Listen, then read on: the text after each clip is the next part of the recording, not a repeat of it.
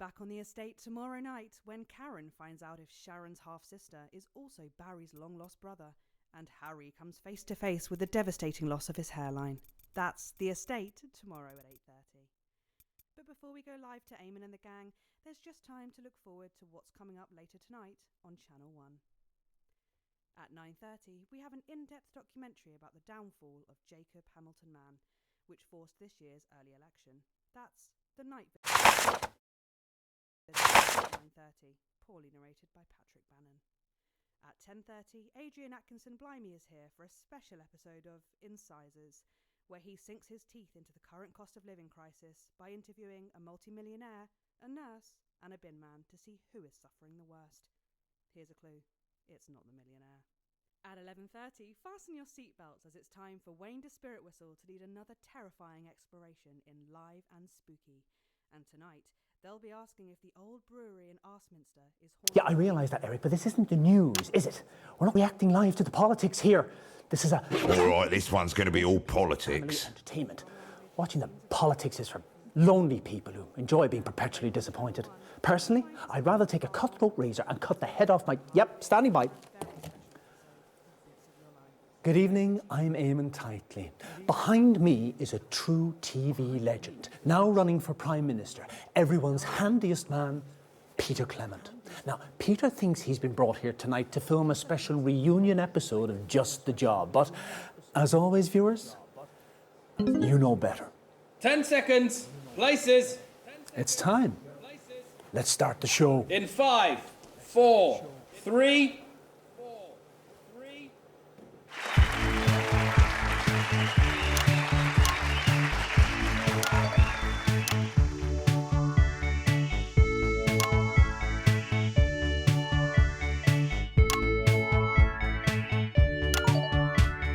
When you feel lethargic and your life is monotone, I've got just the job.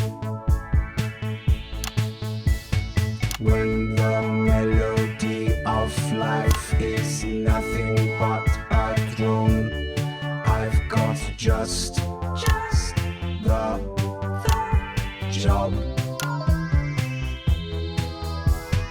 If your woofer's dusty and it just can't raise a smile, I'll modulate your flanger and I'll twiddle with your dials. Believe me, you will hit a note you've not hit in a while. That's just the job.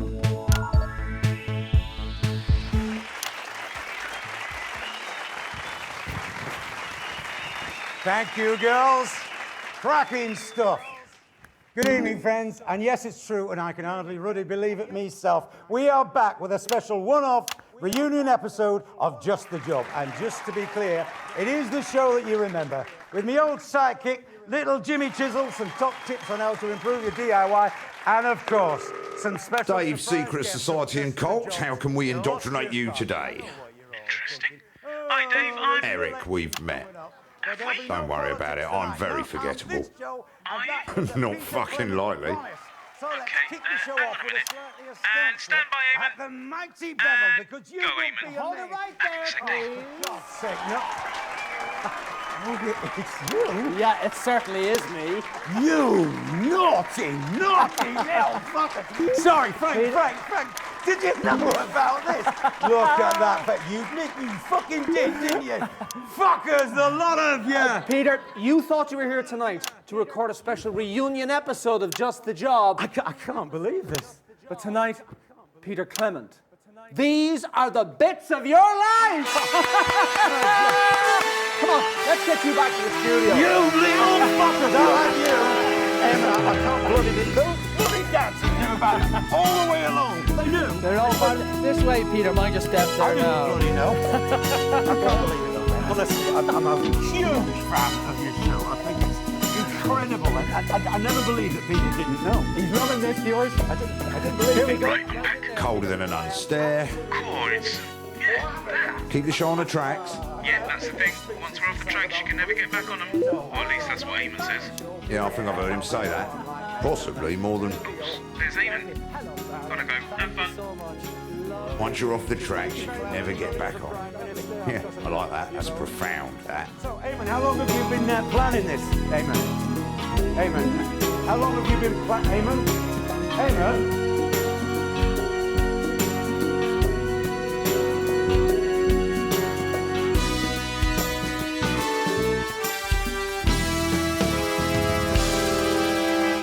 Peter Gordon Clement, you were born October 10th, 1923 in the northern town of Rotherham to Fanny and Martin Clement. And his penis still exactly same size. That's right. Odd thing to say. They got up at the crack of dawn to make the coach trip all the way down to the capital. It's your infamous old mam and her long-suffering husband, Fanny and Martin Clement. Ivan Drogovic, ambassador of glorious Pakistan. The cards are on. Oh, you dreadful man. You tyrannical bugger! I bring special bottle for us, but they rush me on, and so I leave backstage. You visit me at hotel. 415 Capitol Road, room 6. Just note that address down in case we fancy a little drink after the show. Lovely to have you both here. So tell me, what was life like for Peter growing up in the Clement house? Like all peasant children, I imagine. Who are you calling a peasant? Poverty makes man. Hardship makes us hard. It's where word gets name, yes? Peter grew up in gutter. Actually, Eamon, I was the first household to have a television in our street. It make him strong. And now he won't make your country strong. No, mate. I want to make it fair. Well, let's not wander into politics. Not that kind of show.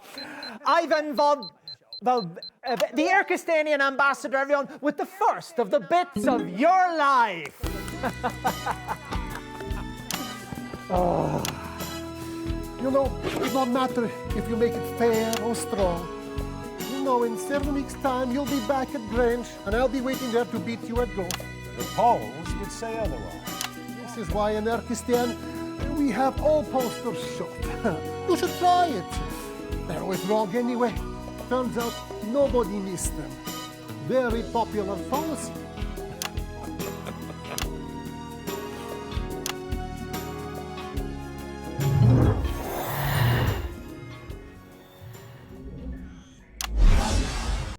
In 1938, you were a 15-year-old at Rotherham Elementary, but already you had quite the reputation as a ladies' man.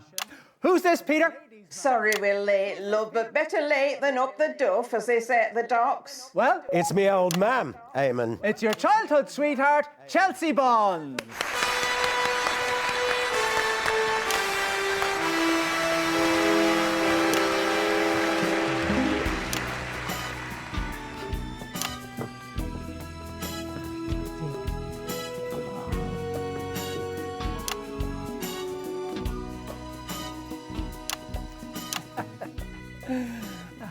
Let me ask you this. Oh, yeah, no, this still works, yeah. What do you think we could see in Peter way back then that could have predicted his path to household name and now aspiring Prime Minister? Oh, great, straight back into feckin' politics. Oh, he were a lovely child. And he stood up for what was right, always.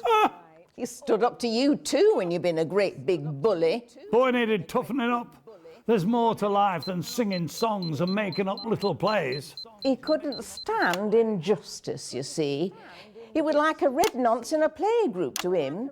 He had to try and fix it. Always sticking his nose in everyone's business. Well, that's what you want in a leader. Someone who sees something wrong and makes it better. Mr. and Mrs. Clement, everybody!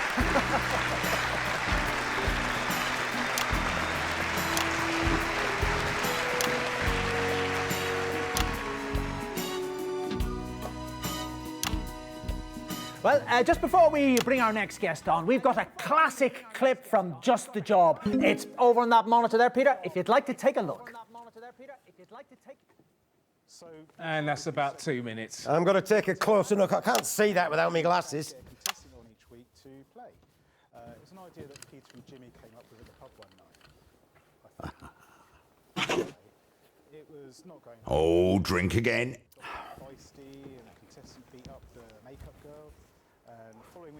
Interesting choice. I'll drink to that. Another drink to go on the list. Yeah, why not?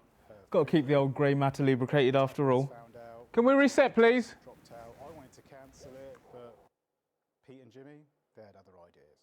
We've seen this one. It's the drinking game. Just press the advert button again to skip it.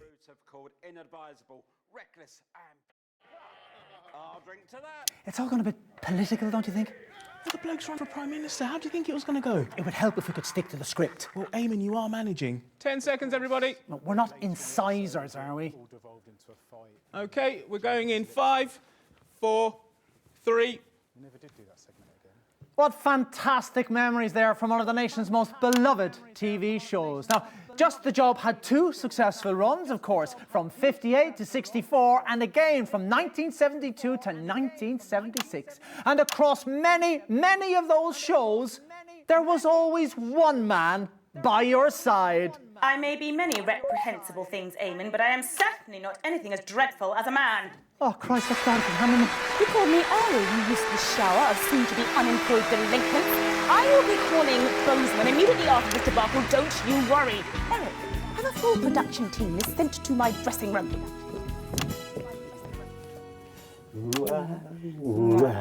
Petey, sweetie, I'm sorry you're having to enjoy this clusterfuck. Wouldn't happen on 3.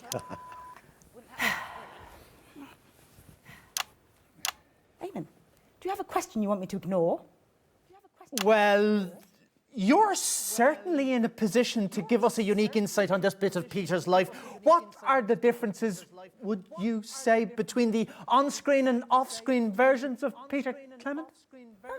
Well, that's actually a good question. Oh, thank Christ. There was this famous episode of Just the Job when I was just a runner. There was this old lady coming on, and her husband had recently passed on, and she wanted to finish making his last project. A shoe rack, I think. Spice rack. Spice rack, yes, of course. Actually, yes, we've got a bit of archive footage which shows exactly what you've just been talking about. Let's roll that there. Oh, sorry about my hands, love. They're so shaky these days. Oh, don't you worry, Pet. Let's get that stuck in that hole, shall we? Cheeky boy. My Ernie loved to laugh. Bit of a comedian, was he? Oh, yeah. I always thought he'd end up on the telly. But he got something in his lungs, see, in the pits. Oh, God, that's awful, Judy. He hated that job. Dark and sweaty and back-breaking. Not fit for a person, he'd call it. But we needed the money, so he stuck it out. Hard worker. Even when they cut the overtime, he stayed loyal. But when he started coughing up blood, they couldn't get rid of him quickly enough. Threw him on the slag heap. Awful. And the day he died, the very day, they cut the pension. So we getting by, Pet? Well, the kids are trying their best to help out. It's been easier in the summer, but winter is round the corner and... It's outrageous. No one should have to... I'll tell you what, Judy. I'm going to pay you that pension. Huh? I'm going to pay it out of my own pocket, and I'm going to keep paying it as long as you need it. What? And that's a Peter Clement promise.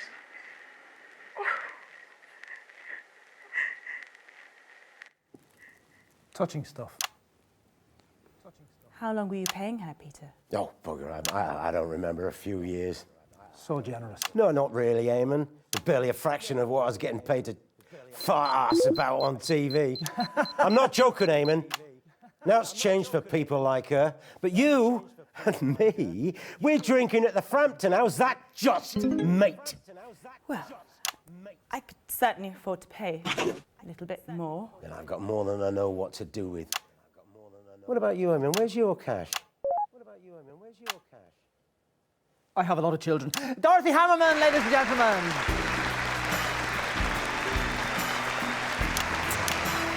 So, how much is it going to cost me when you know? Oh, it's going to make your fanny clench, don't I promise you that. Oh, well, had a good run.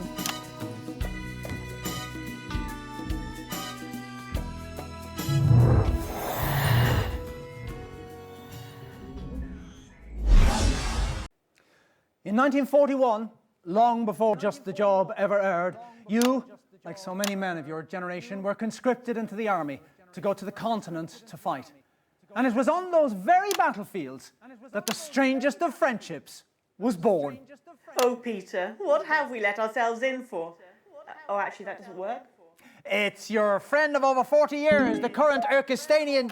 well, no, actually, no, we've had him. Yeah, play the music.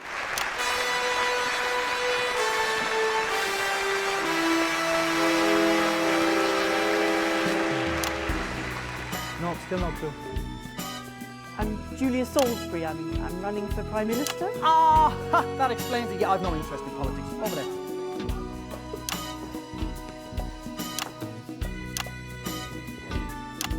Strange show. It's just the job, I suppose. The whole industry's like this. You'll get used to it. I'm not sure I want to. Thank you for joining us. What's it like to be friends with Peter Clement? Well, are we friends? I bloody hope so, or I've made a dreadful mistake. Well, they say that politics make strange bedfellows. Well, that couldn't be more true in our case. At first glance, it's like we're chalk and cheese, but dig a little and you'll find that we share the same core beliefs. We both grew up poor. Yes.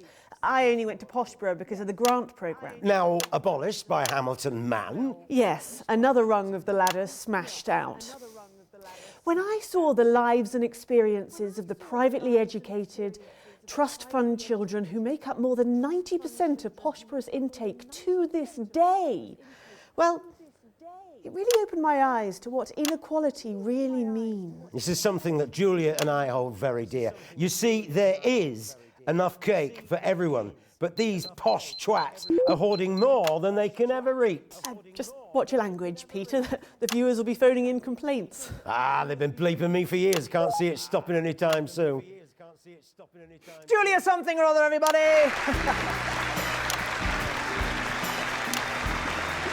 Always friends, above everything else.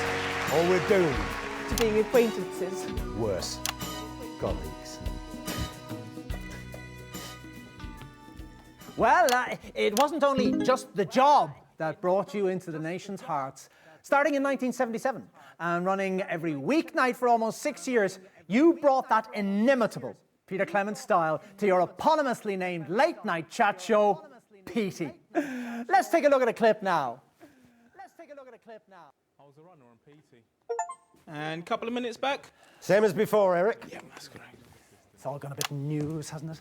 What do you expect when you interview the next Prime Minister? I just couldn't leave. It was like a family. Until it wasn't.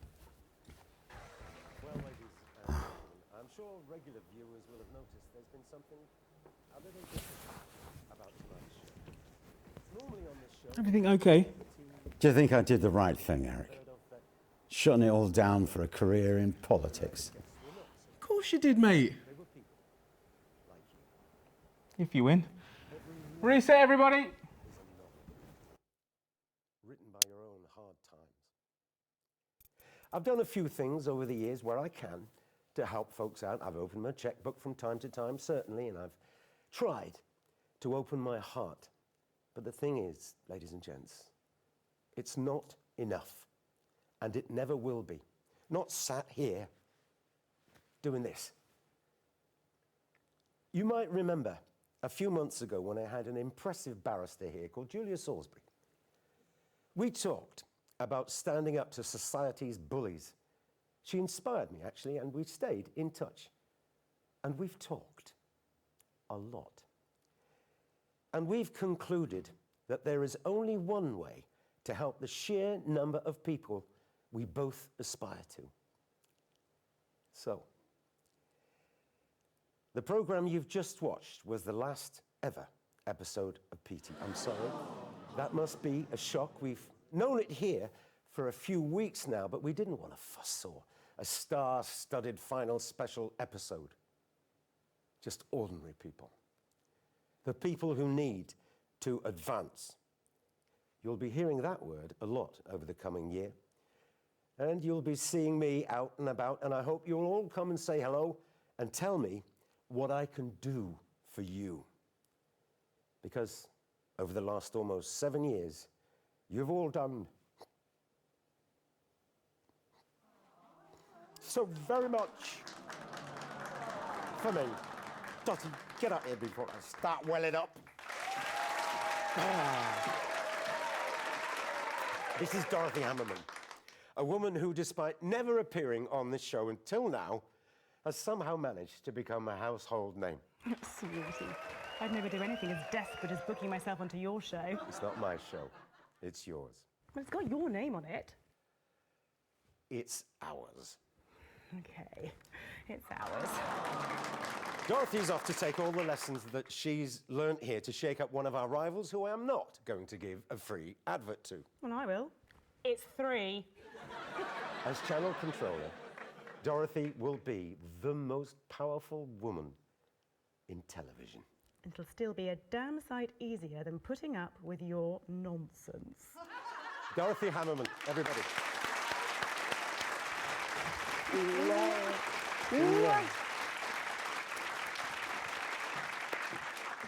Well, I guess that's it.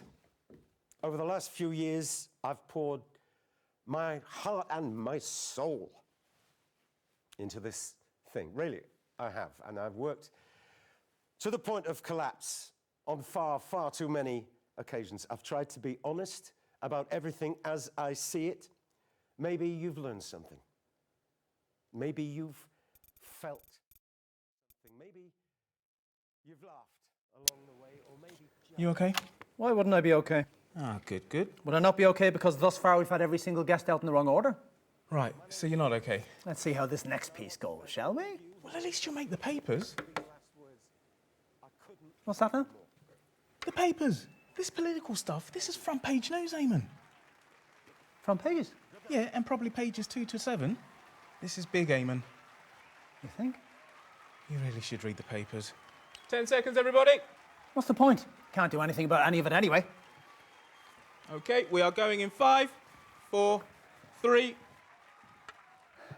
Unforgettable stuff. But while you took all the credit, arguably, someone else did all the hard work, didn't they now? Now that's not how I remember it. Petey always did his share of the work with me, if you get my drift. I've no idea who that is. You? It's on the tip of me tongue. And it wouldn't be the first time. Oh, did they hear that? Oops, cheeky me. Cherry Slat. I genuinely have no idea. It's Chelsea Buns. Of course it is. Oh, play the fucking music.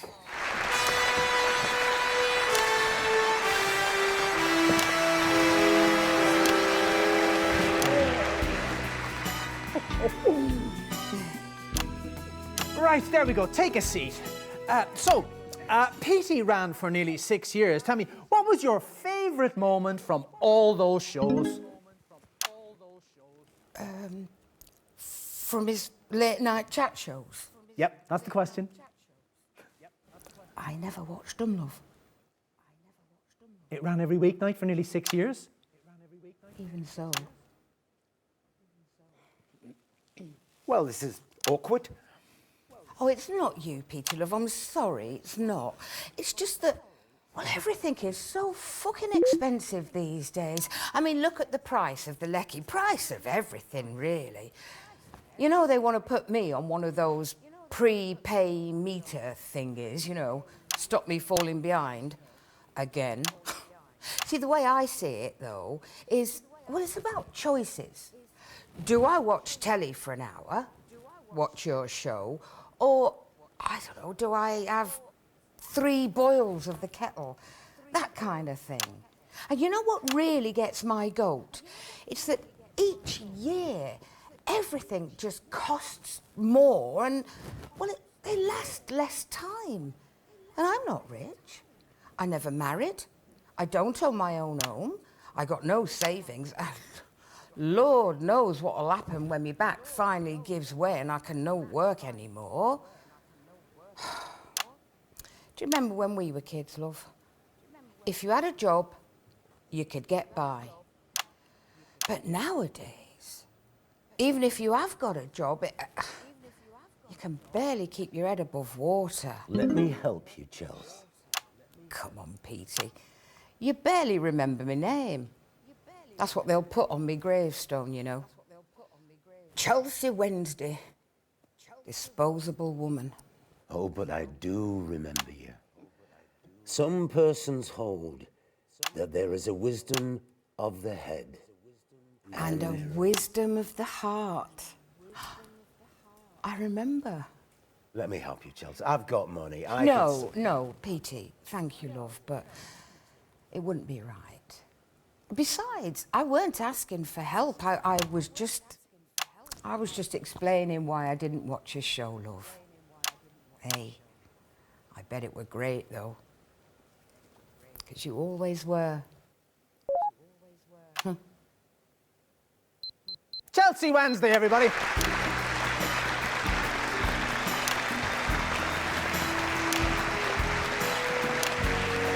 It's not right, Chels.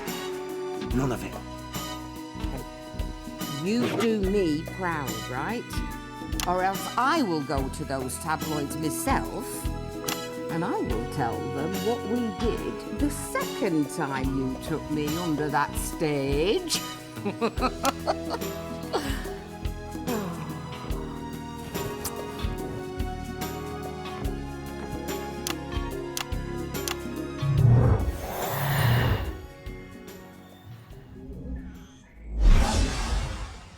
And so that brings us to last year, when you surprised the whole country by announcing you were giving it all up to form your own political party.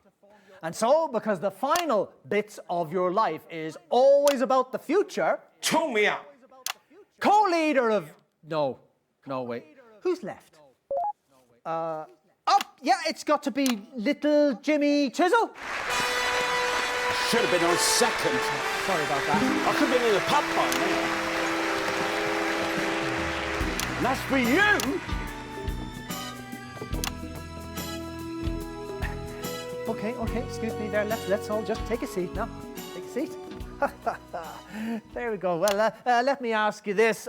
Do you think Peter Clement to be a good fit for politics? Absolutely, yes. He's a two-faced prick. He should fit right in. Jesus, LG, what's got your goat? You have, you smug bastard. Been sat back there in the holding area watching this love fest on the monitors, and no one's got the guts to tell you to your face what you really are. Oh, aye?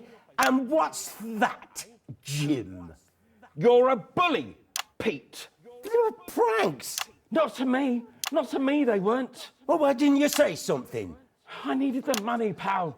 I was living in a shitty room above a curry house and you were eating truffles with your celebrity pals. Well, we paid you, didn't we? Yeah, but it weren't much. Not with my brother and his demands. He needed special care. And those adaptations to his house, they didn't come cheap. Well, why didn't you say something? That could have helped you. Oh, put your fucking checkbook away. I'm sick and tired of you salving your conscience with grand acts of charity. That's not why I do that. What's that what you're going to do if we elect you? Give everybody a right big fucking fat cheque. How's that going to work? Oh. Little Jimmy Chisel, everybody. I trust I can rely on your vote, then. And you can sit your fucking sock up your arse and all.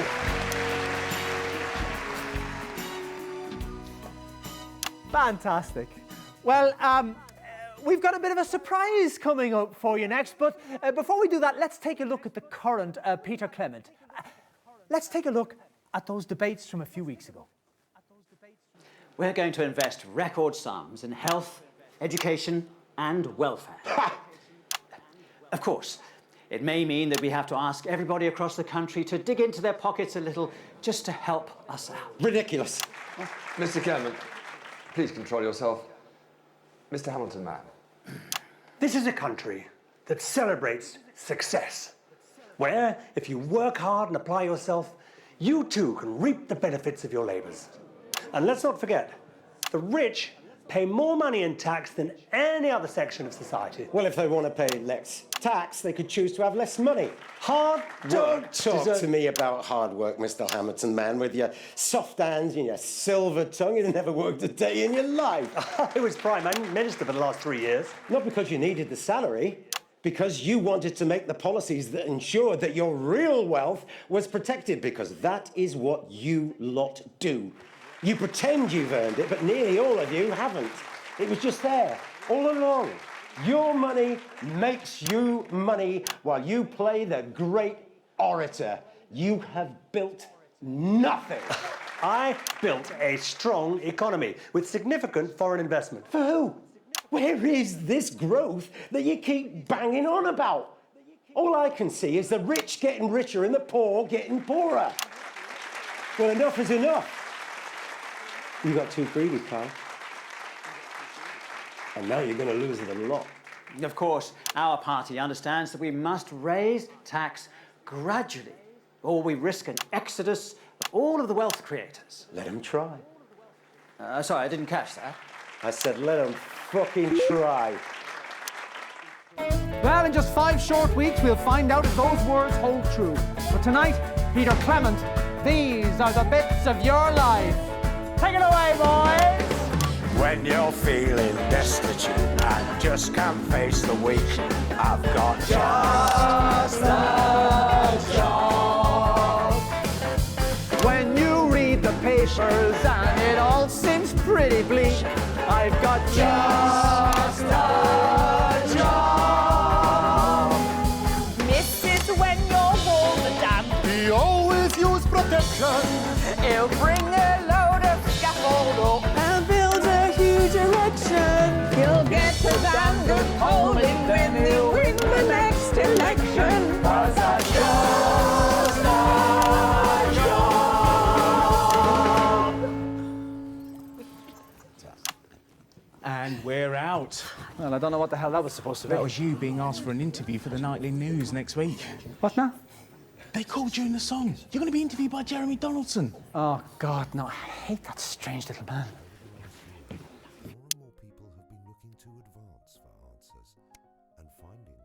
Okay, I get it. Petey, he's such a sweetie when he's on your TV.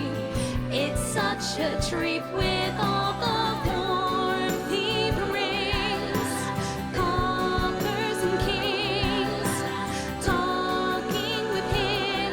It's a late night party.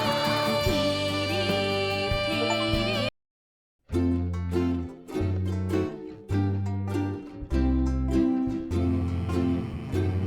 A 1, 2, 3, 4. I've been living in a time new. I told you.